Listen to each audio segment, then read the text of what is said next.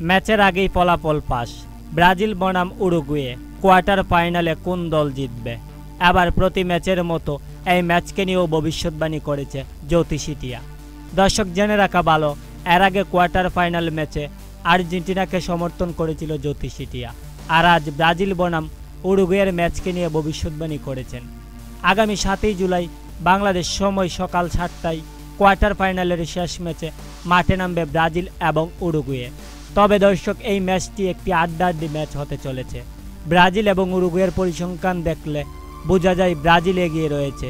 এখন পর্যন্ত ব্রাজিল ও উরুগুয়ে মোট 12টি ম্যাচে মুখোমুখি হয়েছে, আর এই 12 বারের দেখাই ব্রাজিল জিতেছে 7টি ম্যাচে। অন্যদিকে মাত্র একটি ম্যাচে জয় পেয়েছে উরুগুয়ে এবং 5টি ম্যাচ ড্র হয়েছে। আর তাই তো অনেকেই পরিসংখ্যানের দিক থেকে ব্রাজিলকে এগিয়ে রাখছে।